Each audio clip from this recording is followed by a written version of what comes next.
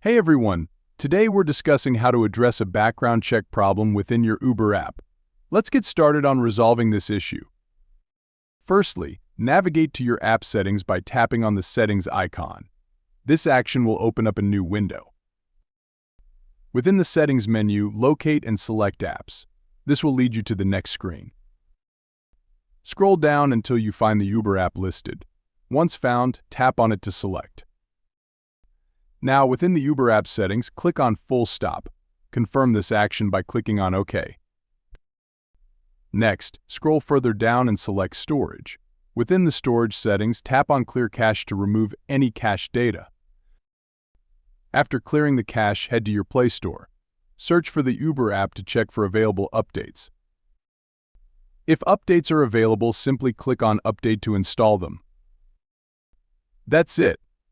Following these steps should help resolve any background check issues you are facing on the Uber app. Thank you for tuning in. Don't forget to show your support by liking and subscribing to our channel.